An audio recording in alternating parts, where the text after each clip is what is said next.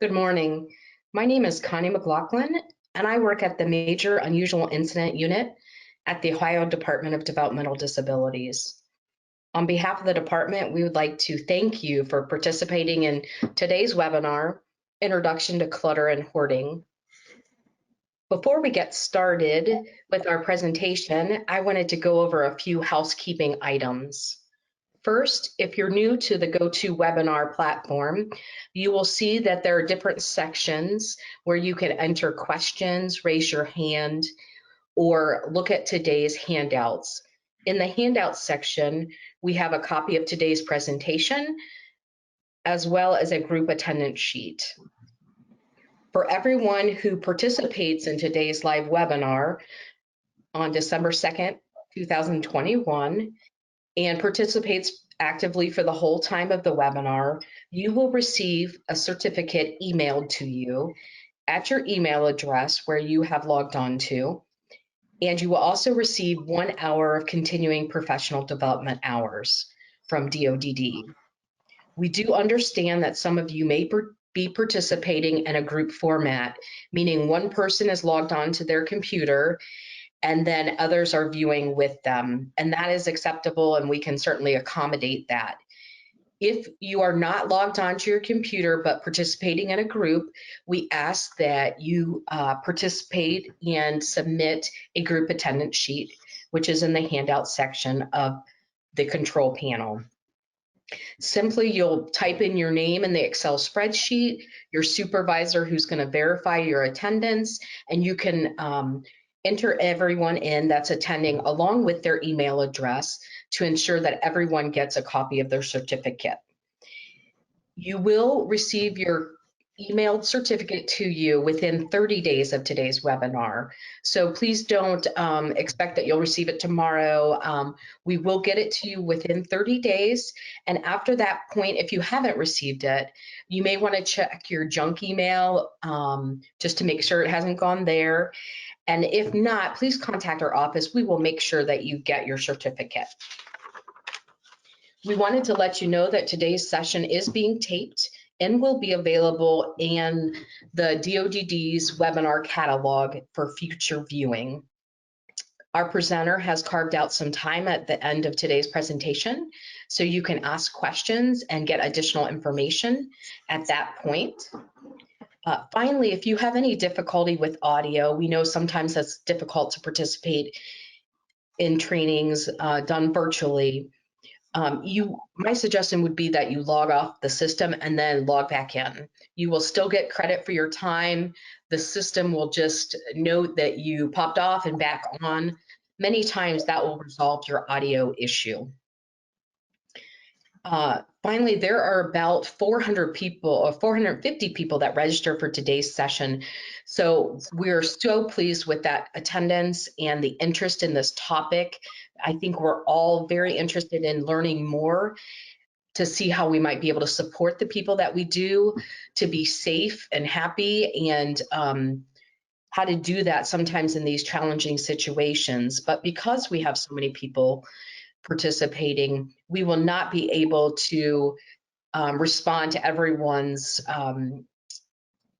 comment about audio issues. And so we do have people within our office who are monitoring today's webinar, the audio quality, and they will provide feedback if that's necessary, and we make adjustments. So we do run into any kind of snafus that way. We apologize, and we'll try to resolve those as soon as possible. So it is my pleasure to introduce today's presenter, Chris Freeman Clark. Chris has a wealth of knowledge, and we're so happy that he's here today to share it with us. Chris is the co-chair of the Summit County, Ohio Hoarding Task Force. The task force was formed in 2013, and it's a collection of 30 public and private organizations who educate peers, mental health professionals, and consumers about hoarding and the hoarding disorder. Chris holds a master's in social work and public administration. He's also a forensic monitor for the Summit County. So he monitors felony defendants who have been found not guilty by reason of sanity. And in addition to all of that work, he also has a private practice where he sees clients with mental health disorders, including hoarding. So again, it is my pleasure to introduce Chris and thank him so much for being here today to present to us. So I will turn it over to you, Chris. Great. Thank you, Connie. That's very kind. I appreciate that. Good morning, everybody. I hope the weather is nice where you're at. It was a little warmer this morning getting up than it had been the past few days here in Akron. So I hope you also had better weather. Today, we're going to be talking about clutter and hoarding and what the differences are between those two.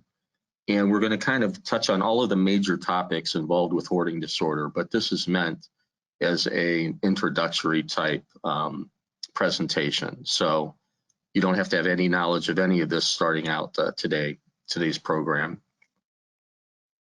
As mentioned, I am the co-director, co-chair of the Hoarding Task Force in Summit County. It's a group of about 30 different providers. We have the health department that's represented there, police departments, fire departments, housing authorities, and we meet monthly just to sort of talk about the problem in Akron and try to put all of our resources together to figure out ways to sort of help people. We don't have funds for cleanup, which of course is what we get a lot of calls about. But cleanup is extremely expensive. We'll talk about that in a little bit.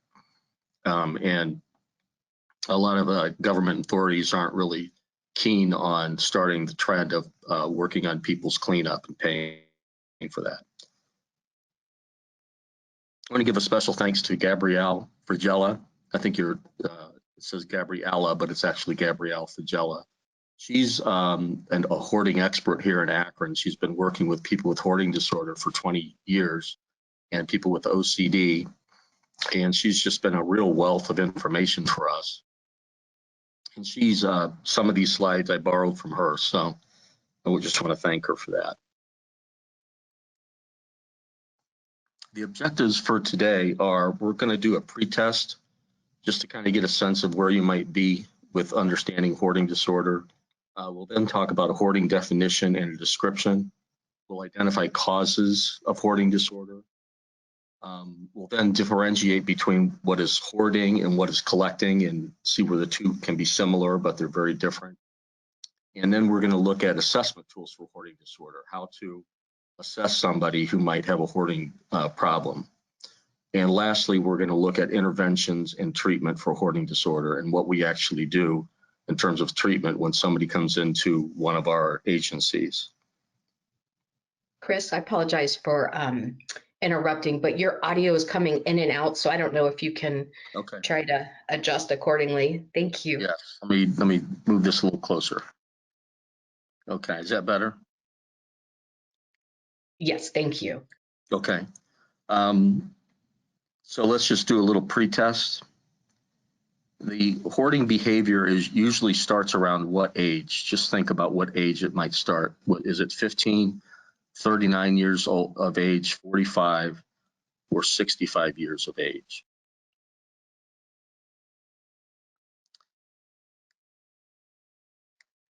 There we go. Whoops. And the correct answer is age 15. So even though we think of people with hoarding disorder as being older, what we're seeing with the older folks with hoarding disorders, we're seeing people that have had hoarding disorder for many, many decades. The problem actually starts with people in their teen years, and you might have any parent out there might understand what a hoarded room looks like. It's usually the rooms that we end up cleaning up, or maybe we get our child to clean them up too. But the problem is that kids in their teen years, they start to collect things, and some of the things are not of any value and they go into the room. And if that behavior is unchecked, then eventually they sort of develop these habits that last for a lifetime. By age 35, there's significant clinical impairment, and hoarding disorder is actually diagnosable by the age of 35 in most cases. By age 45, things have just gotten worse, and by age 65, that's when we usually get the attention. We get somebody from a health department that'll give us a call and tell us about a case of somebody who lives in a hoarded home. And then we have to try to deal with that person and what resources they have for cleanup. Hoarding most often co-occurs with dissociative identity disorder, antisocial personality disorder, major depression or anxiety disorders, thought disorders such as schizophrenia, or is it all of the above? So which is the best answer? And the correct answer is major depression and or anxiety disorders. For people with hoarding disorder, about 50% of them, about 40 to 50% of them have depression that co-occurs with their hoarding disorder, and about 25 to 30% have anxiety disorders. There's also another about 20% that have post-traumatic stress or a similar type disorder. It's not that these other folks don't have hoarding disorders, just that the most common co-occurring illness is major depression and or anxiety. The reason so many elderly people hoard is that they experienced the Great Depression.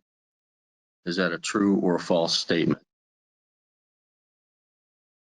And the answer is that it's false. It appears that a disproportionate number of older adults hoard, but hoarding is a progressive condition that begins in adolescence. Most people who experienced the Great Depression did not become hoarders later in life. A mass cleanout involving garbage bags, shovels, and dumpsters is the best way to solve an extreme hoarding problem. Is that true or false? And if you've watched some of the hoarding shows, you might know the answer to this. That's false. That even though the shows on TV show that there's mass cleanouts, that they do mass cleanouts with folks, they might have a group of 7 or 8 people that come into the home. They have a big container outside the home, and they start to go through and pitch everything. What you'll notice on some of those shows, though, is that after the home has been cleaned, and sometimes they not only clean it, but they refurnish it, the person with hoarding disorder still is incredibly distressed.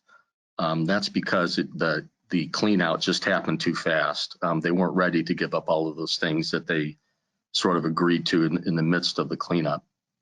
So what we want to do with hoarding disorders, we want to process it very slowly and work at the pace of the person with the hoarding disorder. And I'll talk about a definition and description. This is the Diagnostic and Statistical Manual of Mental Diseases that's put out by the American Psychiatric Association. And it wasn't until DSM-5, this last edition, that hoarding disorder was given its own classification. Prior to the DSM-5, hoarding disorder was considered to be a subcategory of obsessive compulsive disorder.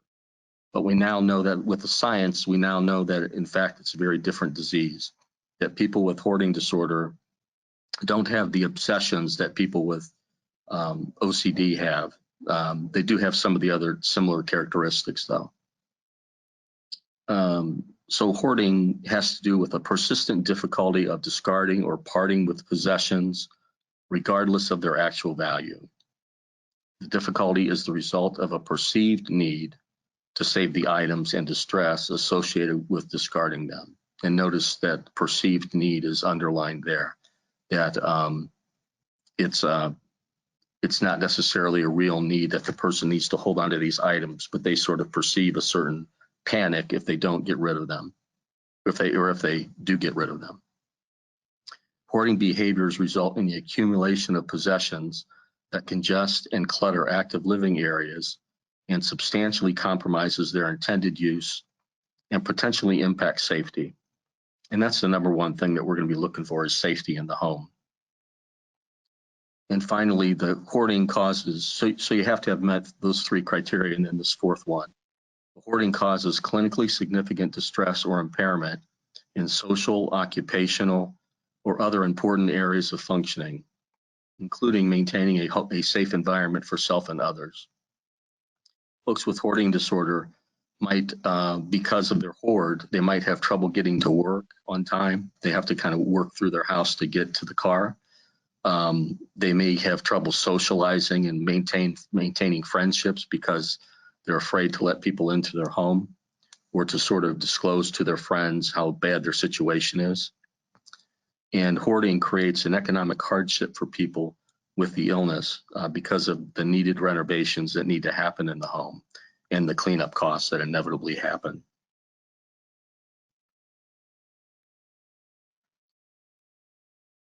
What causes hoarding? So why did some people develop hoarding disorders and others don't? There's three main causes. There's a biological cause, a psychological cause, and a social or environmental cause or causes. We do know this. We know that hoarders have unique cognitive processes, that their attention, they often have attention deficit disorder, so that's a co-occurring disorder. They have trouble focusing on things. It takes them longer to categorize things. It takes them a longer time to do it, and also that it creates a lot of anxiety. And what they end up doing is, instead of sort of categorizing things and putting them away in a neat place that makes sense, they end up kind of creating piles in their home. The memory and recall of hoarders is different than what I'm going to refer to as normals. So normals is a term that Dr. Fred Fries, who was a brilliant psychologist who happened to have schizophrenia, he would use the word normals to refer to people that don't have any mental illness. So the memory and recall of hoarders is different than those of normals. The processing speed is slower. It just takes longer for a person with hoarding disorder to kind of make decisions and categorize things and sort of come up with a plan for how they want to address their hoard. And decision making is slowed by perfectionism. You wouldn't think that a hoarder is a perfectionist, but in fact they are. They often have very particular ways that they want to address their problem, and they want things to be done in a very certain way that makes sense to them and maybe doesn't make sense to most of us. There's psychological contributors to hoarding, which include the comorbidities that we talked about earlier. There's a loss of executive function when people get into traumatic events. So again, the planning and organizing function of the brain is damaged. People often have cognitive distortions, and cognitive distortions are sort of statements that we tell ourselves that are not really true. An example might be, why bother? I'll never make progress. Well, the reality is that if somebody who's a hoarder decided to get rid of, say, 10 or 15 items a day, and they didn't purchase additional items, they would eventually clear out their house. But hoarders don't see that unless they kind of are given some cognitive behavioral therapy where they have an opportunity to sort of rethink their thinking. And a loss of personal property for a hoarder equals a loss of identity, that they pretty much feel that what they own is who they are, which is different than for most people. Most of us don't have the difficulty in discarding items that are no longer useful.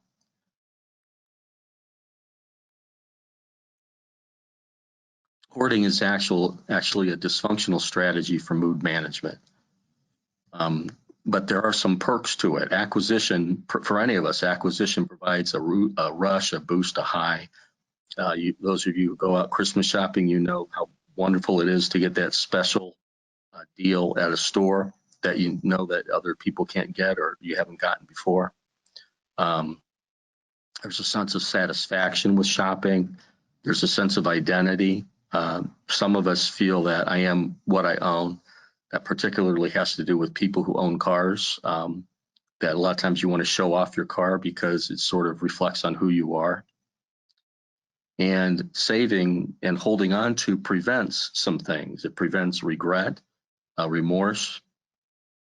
People with hoarding disorder, we talk about people having buyer's remorse, and people with hoarding disorder have, I don't know what the phrase would be, but it's not letting go remorse. They or not purchasing remorse. They feel remorseful if they haven't purchased something that was on sale. We also find that if we hold on to things, we prevent the guilt from passing up a good deal. And there's a sense of loss and vulnerability that comes with getting rid of something, and people with hoarding disorder can avoid that by holding on to their items. Trauma is very common among people with hoarding disorder. It's people with hoarding disorder in studies have reported a greater frequency of having traumatic events in their lives and a greater number of types of traumatic events. So it might have been something like child abuse or neglect, but might have been piled on with something like a car accident, breaking up with a boyfriend or girlfriend, the death of a close loved one or a pet. So they tend to have a number of different traumas.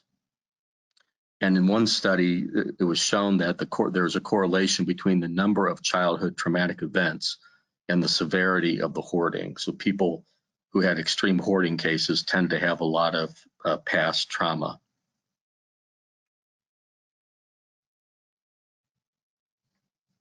There's social contributors to hoarding. It's a learned behavior. So some people with hoarding disorder lived in childhood homes that were hoarded.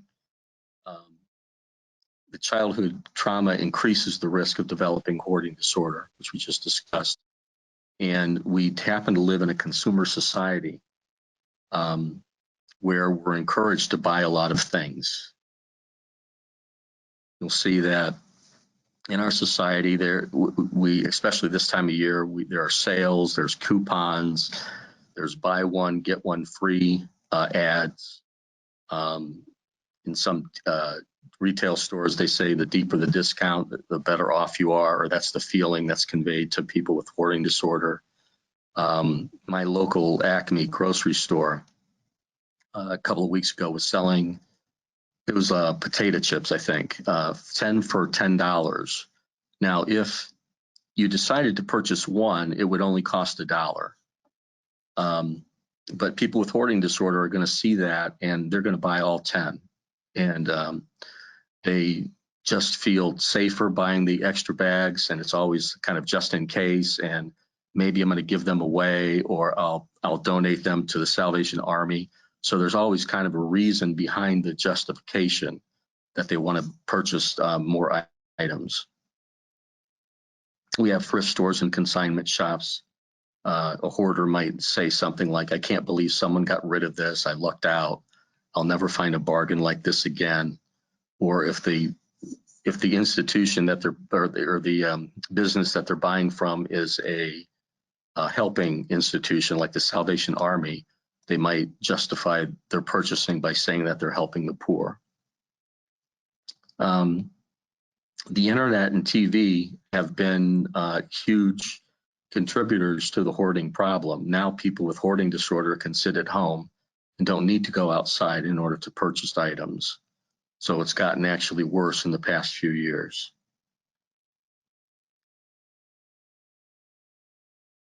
So who ends up hoarding?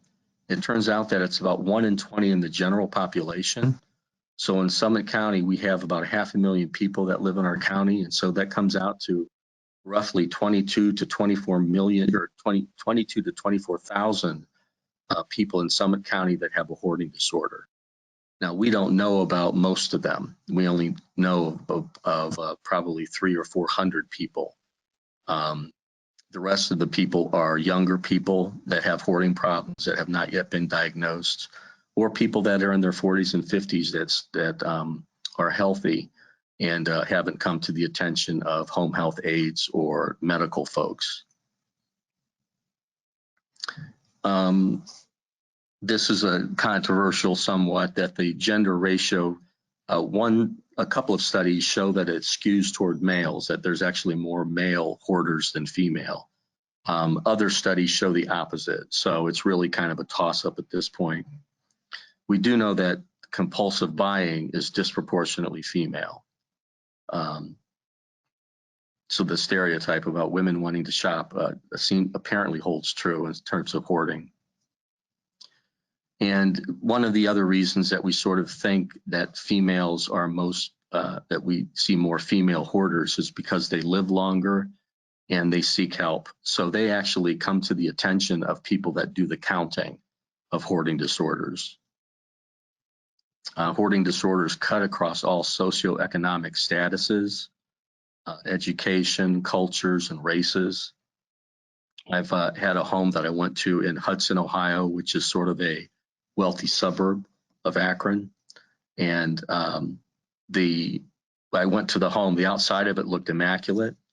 It was in this it wasn't a gated community, but it was similar to a gated community. It's a very wealthy subdivision. And when I got through the front door, the living room was hoarded with items that were about 5 feet high.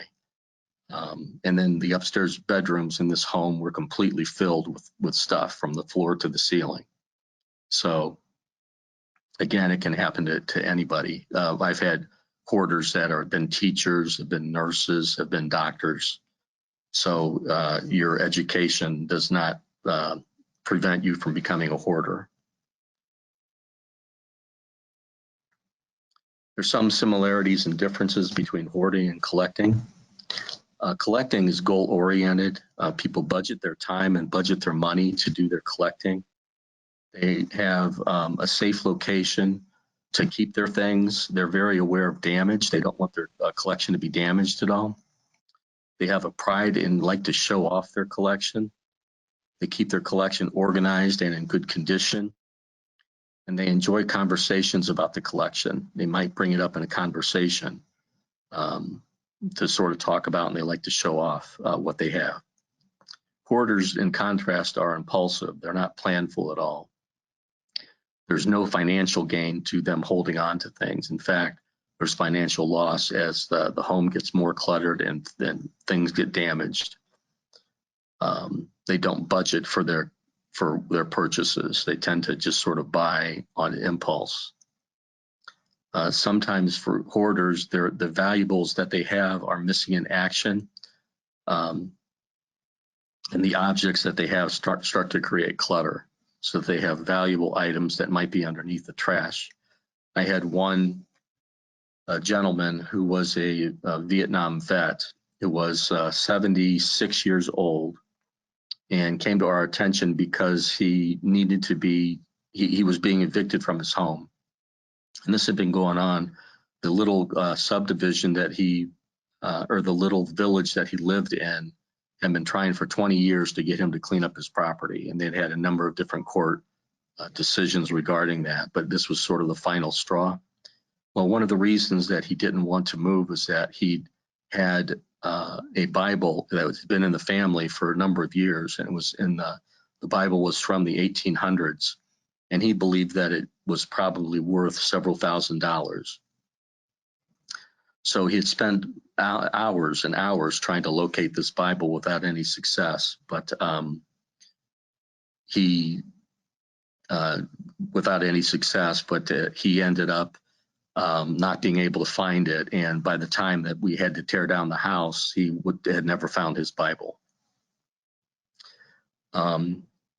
There's embarrassment and shame for hoarders. They're not proud to show off their home. They're embarrassed by it. Chris, we have had a couple comments. I think the sound generally is good, but I think it's still going in and out a little. So I don't know if you can just maybe stay straight. I'm gonna try to stay really still. Right, don't move, Chris. Okay, I won't move. All right. Okay, thanks. I think my computer is not very sensitive, or it's too sensitive. I'll talk about assessment and assessment tools. The way we assess for hoarding disorder is we, first of all, pay attention to what the client says about their situation. And we also listen to what family members and home health staff might say about a person. We like to look at stuff like videos of the home and photographs. If clients are not willing to have us go into their home, that's one way that they can give us some information so that we can make an assessment. And we also rely on things like reports from helping agencies, such as the Adult Protective Services and the Health Department. When we do an assessment, we got to look at several things. First, the most important thing is we want to look at safety. We want to make sure that everybody's safe in the home, including pets, people that live there, as well as visitors to the home. And if the hoard goes outside the home, we want to pay attention to the safety of neighbors. We want to sort of get a sense of what the hoarder thinks about their situation and how much they might be in denial or they might minimize their problem, because that'll help with our treatment once we know how insightful they are. Hoarders might be stuck in a pre-contemplative stage of change, meaning that they don't really even recognize that they have a problem. Or they might be in the contemplative stage, which means that they recognize that they have a problem, but they're not quite yet ready to do something about it, or they're just starting to consider doing something about it. And lastly, we want to assess for financial resources to pay for services. It's very expensive to clean up a hoarded home, and we need to know how many, what kind of income and assets the hoarder has in terms of doing the cleanup. So here's some of the signs of hoarding: blocked and cluttered exits, impaired pathways. When a person has a hoarded home that goes all the way to the ceiling, they might have what's called goat paths in their home, which are just little narrow, maybe 10 or 12-inch wide paths that go through the hoarded home so that they can get to different areas of the home. Hoarders have difficulty discarding items. They lose important items in the clutter. They tend to have a lot of duplicate items. Hoarded homes sometimes have rodent or insect infestation. There might be rotted food or used food containers. Animal hoarders, there tends to be, they tend to have a lot of waste from their animals in their homes. Sometimes hoarded homes have non-functioning appliances, or they might keep their appliances out on their back patio or their front porch. Hoarders tend to love to go to community fairs where they have different agencies with their booths kind of giving out trinkets. They love to go there. I can almost always spot a hoarder at a community fair, because they'll be the one with the bag that has it's just chock full of free items. We can also tell a hoarded home because there's not many friends around or family members, that the hoarder is embarrassed or ashamed. And another sign of hoarding is that a person has a strong emotional attachment to their objects, more so than sort of normals. Here's some assessment tools for hoarding disorder. I'm only going to go through a few of these. This is a tool we use with people with hoarding disorder. We give them a series of slides, pictures of a living room, and we ask them to compare their living room status with these pictures and to tell us which one most closely resembles their home. So it's kind of it's actually a pretty helpful type of assessment tool, because people are willing to first of all, it kind of normalizes the hoarding for the person so that they're less embarrassed just to be able to see these slides of somebody else's home. And hoarders tend to be pretty honest with how they rank in terms of this set of slides. This is a scale that we can give a person with hoarding disorder. It asks the question: because of the clutter or number of possessions, how difficult is it for you to use the rooms in your home? And they might answer not at all, moderate, or it could be extremely difficult. And there's gradations in between those. One caution is that if we give them this tool, they tend to score lower than the reality. So they may say that they have a moderate problem, a 4 or 5, when in fact the extent of their clutter might be a 7 or 8.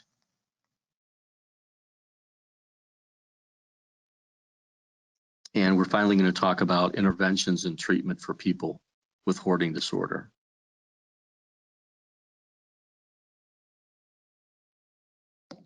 First of all, hoarding disorder is grossly undertreated.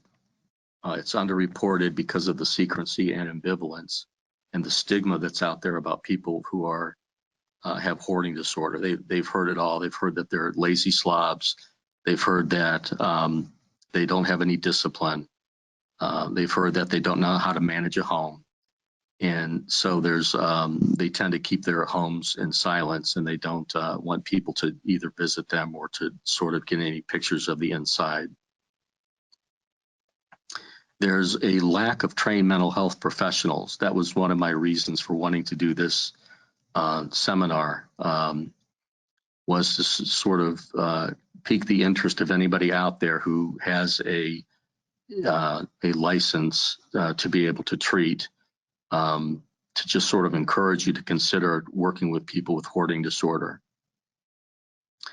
And cleanups can be very costly. What we say is that if a person with hoarding disorder actually recognizes that they have a problem and actually wants to do something about it, that if it's an extreme hoarded situation, it still could take up to 2 years and tens of thousands of dollars to clean out the home. So you can see that that's a far cry from what happens on those TV shows. It just doesn't, you just can't clean out a hoarded home in a couple of days and expect it to stay that way. What happens is that a person gets their home cleaned out, and within days they start to collect things again, and then it becomes back to the same mess within 6 months.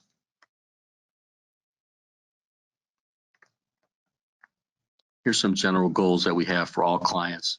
We want to improve their decision-making abilities.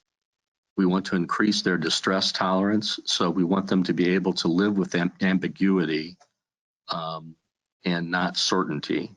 So this is something that we also would do with the person with an anxiety disorder, because we want to help them to live with ambiguity and not certainty. All of us do it. It's just that people with anxiety disorders need more practice at doing it to get good at it. We also want to increase and establish living space in the home and increase the appropriate use of living space in the home.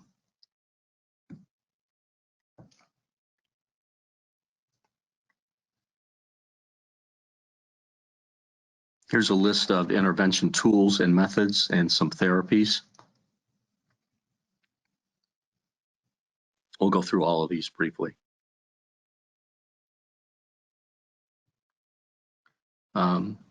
We basically want to have a harm reduction approach when working with people with hoarding disorders. So we start off by saying that it's not necessary to completely clear out the home. Again, compared to the hoarding shows that you see on TV, it would be wonderful if we could get people with hoarding disorder to go from a completely cluttered home to a completely neat and clean home that doesn't have any clutter. That would be wonderful. The fact is that that's a judgment call on our part, that we might have our own values where we want to keep a clean home, but a person with hoarding disorder might not have that same value, and we don't want to impose our values on them. Secondly, we want to make sure that we're going with what the client needs, not necessarily impose what we think should be done to their home. So what the client needs in most cases is they need a clean enough home that they can live in it and it can be safe. So we really try to go for a lot of cleanup, especially around areas like the furnace, the kitchen, the bathrooms, but we don't need to necessarily totally clean out the home. What we do want to do is we want to pay attention to things like working smoke detectors, We want to clear hallways so that people don't trip. We want to make sure that there's working appliances, and if there's waste or garbage or rotted food in the home, then we definitely want to get that cleaned up.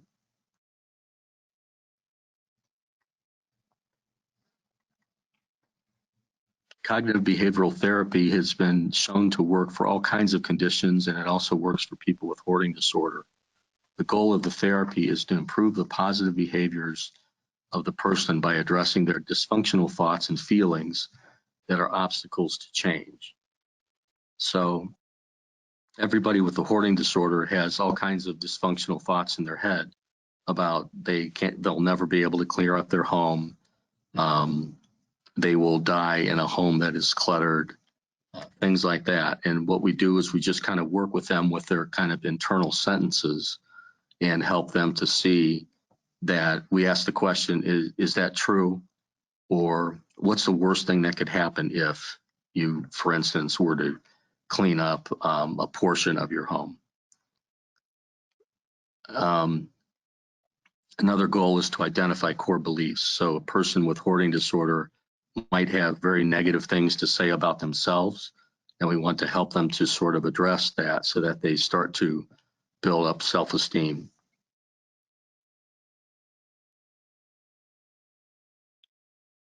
Motivational interviewing is a skill that we use with hoarders at the beginning of therapy, and we use it throughout. It helps the client sort of connect to their values and goals and behavior. And what we're trying to do is we're actually trying to help the client clarify their own values. They may have a value to have a clean enough home or to have a clean home. And so what we want to do is we want to talk about the goals that they have in order to reach their value, and the behaviors that they need to do in order to make some changes.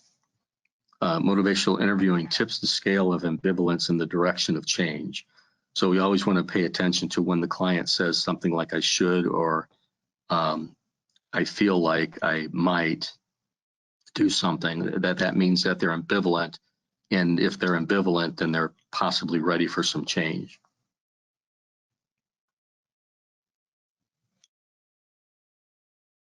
With motivational interviewing, we use open-ended questions and have them elaborate on the answers. We provide reflection and neutral feedback. We identify change talk, like I probably should. We help clients identify their personal goals. So if a person has a grandson graduating, what we might say is, what do you want your house to look like prior to your son's graduation party? So they can actually sort of look into the future and come up with some goals that are achievable. And we want to identify the discrepancies between the current behavior that the person has and their values and goals. We might say something like, you want your grandchildren to visit, but your daughter doesn't feel it's safe here. And then just see how they respond to that sort of a statement. With skills training, we're trying to improve three things. We're trying to improve attention, categorization, and decision making. So these are sort of the three big ways that we sort of approach people with hoarding disorder. And we can use helpful strategies for attention, such as the use of a timer. What we might do with a timer is have them select one item in the living room to get rid of. And we might give them as much time as they need. Maybe it takes them a half an hour or 45 minutes even to come up with one item to get rid of. Then what we would do is we would try to see if they could do it in 40 minutes or 30 minutes to see if they could select one item to get rid of. And then we just sort of work our way down like that. We want to, in order to improve attention, we want to have another person present in the house. So this can be a helper that we're going to talk about in a minute. One person could be sort of looking at and assessing the hoard, while the second person is helping the hoarder sort of focus their attention on one area to clean up. And another sort of process that we use is we might bring in a sheet or some kind of a tarp into the home, and we would put it over the living room, just totally cover whatever the hoard is, and then cut a 3-foot wide hole in it.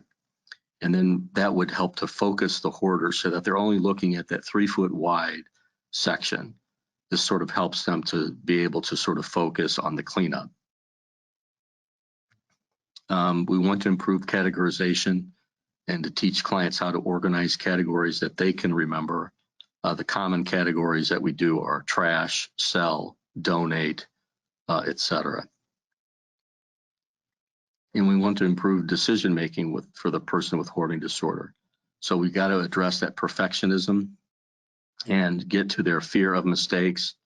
And sort of in therapy, we want to dig a little bit to see where that fear of mistakes comes from. It might have come from a disapproving adult. It might have come from a teacher that was very critical of the child, and that they sort of maintained that mindset into their adulthood. We want to address that. We want to help clients identify distorted beliefs and help them to become more comfortable with ambivalence.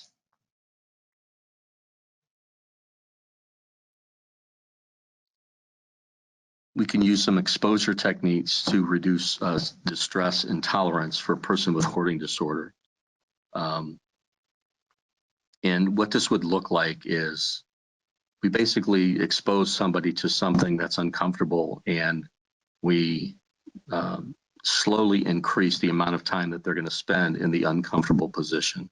So for instance, we might take a hoarder to a grocery store and give them 5 minutes to go into the store and to look around, but to not actually purchase anything and to come out.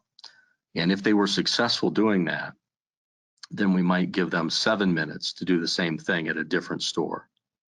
They go in and they look around and they don't purchase something for if they have 7 minutes in the store. And we slowly sort of increase the amount of time that they can live with sort of the anxiety they have by not purchasing something. On the other hand of the scale, we might use 5 minutes to allow somebody to pick one item that for them to discard. And if that doesn't work, then we might increase it to 10 minutes to pick one item that they can discard until we get sort of to a workable situation in terms of time. And then, of course, once we get them to be comfortable with picking something in, say, 20 minutes, then we would work with them and sort of help them to kind of lower that time to 15 minutes to 10, and then eventually to 5 minutes.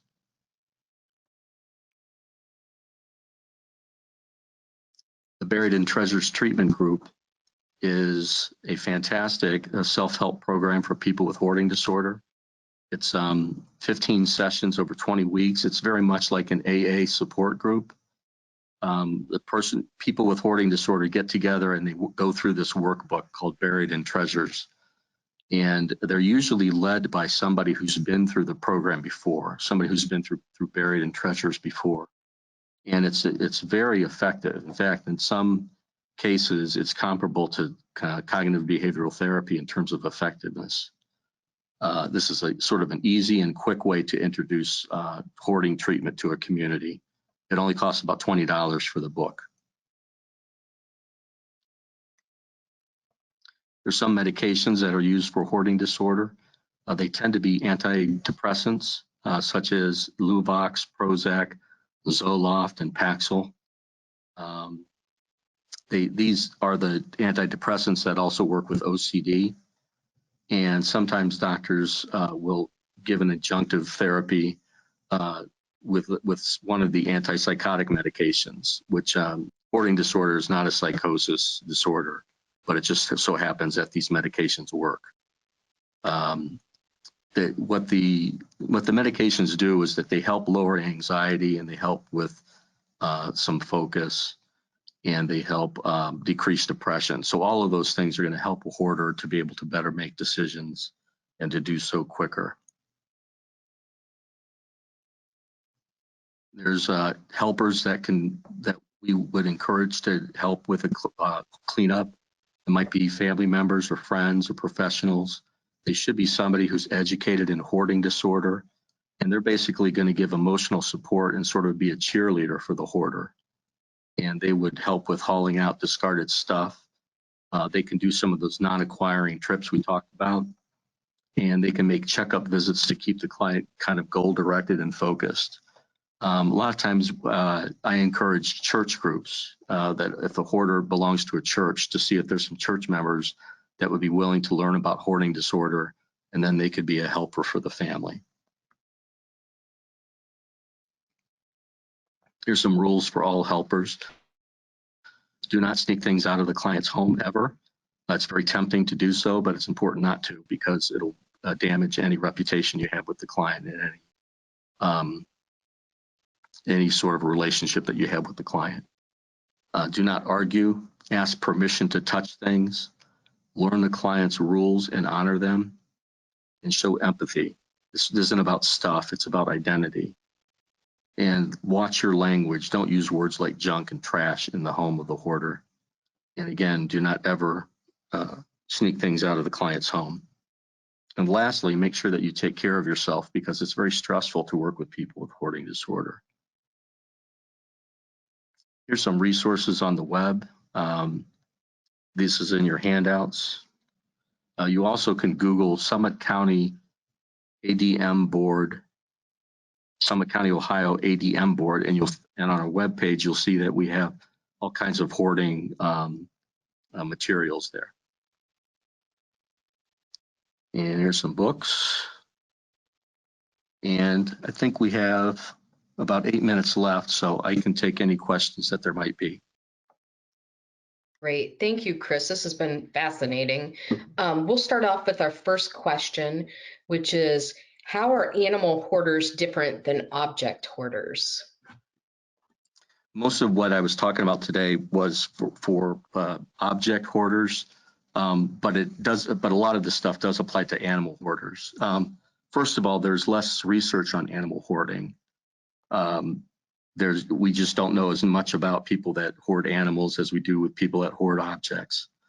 Hoarding animals is considered a subset of people with hoarding disorder. So about 10% of people who hoard objects also hoard animals. The majority of the cases of people with hoarding who hoard animals have homes that have a squalor. So feces from animals in the home. There might be dead animals in the home. So that's different than with object hoarders. And the strong emotional attachment that a person has to their objects is sort of transferred to the animal for animal hoarders. That they have a very strong emotional contact to the animals, so much so that even after an animal dies, they may keep the animal in the home. So it's in a lot of ways, it's a much more complicated process working with people with animal hoarding. Thank you. We do have a question about how we could apply some of these strategies to people with intellectual and developmental disabilities. And I think sometimes we find that programs such as AA or other kind of program like that sometimes are not as accessible for people with IDD. Right. So we wondered if you had any thoughts around that or considerations. Right. I think in general, right, that would be a problem. The cognitive behavioral therapy would not necessarily be the best approach for people with intellectual disabilities. I think it's basically to try to keep things very simple and to work with the person with the intellectual disability to help them sort of identify some goals, and then to slowly kind of work from set down those goals into specific behaviors that they could do to sort of clean up. But in general, they're gonna need more help and more assistance cleaning up their homes. All right, our next question is it difficult for therapists to identify someone who may be a hoarder? It actually is, because hoarders, they never come into therapy, or they almost never come into therapy for hoarding. They come in for depression or anxiety. And oftentimes the therapist will never pick up on the hoarding situation because they sort of keep it a secret. What therapists can do is they can use a real simple sort of screening tool with all clients that would address some hoarding questions, and those are on the web. But it's similar to doing the Beck depression inventory that when you go to your medical doctor, a lot of times they'll give the Beck depression inventory to everybody. But it's a way to sort of identify what the situation might be in the home. But in general, they're going to hide it from the therapist until they really have established a strong relationship, and then they might be willing to disclose. Okay. The next question is, what is the best way to approach someone about their home when it's in that situation? Because obviously that's very sensitive. I really like the helper guide that you provided, but anything else you can offer? Right. It's a very, very sensitive subject. I think if you have a good relationship with the person, then you'll have more luck. And you might just say, John, I haven't been to your house for a long time. Is there any problem, or do you think I could come over and see if you need any help? You might try to do something like that. It takes a while to develop the relationship. Basically, if there's not a relationship, they're probably not going to let you in the home. That's all I can think of. Okay. And another participant said sometimes they're out doing an investigation or a home visit and they come across this kind of situation. Do you have any advice in terms of maybe at least calling out the concerns or getting in touch with people? I'm sorry. Or just getting in touch with people was what I'm saying. Yeah, usually what you would want to do is to contact either Adult Protective Services or the health department. I would start actually with the health department, and because what they're going to do is they have folks that are called, I'm blanking on the name, sanitarians. They would have sanitarians who sort of specialize in assessing homes, and they would go out, look at the situation, and they're not going to evict anybody. What they're going to do is they're just going to be able to identify the most serious things that need to be cleaned up. And some health departments, they actually have some resources to do the cleanup. It would not be a lot of cleanup, but it would be just enough to get the home safe. That's great. Having a third party kind of objective party identify immediate safety issues. Yeah. Okay. Another question is, what guidance do you have for children in hoarding? Children, there's actually even a support group out there for children of hoarders. If you look online, it's very, very difficult. It's really emotionally traumatizing for kids to live in a hoarded home as they're growing up. In some cases, Child Protective Services should probably be notified if the child is in danger of infection or is in danger of being hurt by living in the home. We get a number of referrals from people in Child Protective Services who get the neglect call, and then they'll call us and they'll ask what kind of services we can offer to support the person. And what we're normally going to do is we're going to refer them to a counseling agency. So there are some, in larger cities, there are some support groups for kids of hoarders where they can kind of get some support from each other. That's great. I think that was all the questions we have time for today. So I want to thank you again, Chris, for all the resources, the information, and providing your contact information. Again, thank you so much. And thank you for everyone who participated. Be checking your email within the next 30 days, and we will make sure that you get a certificate.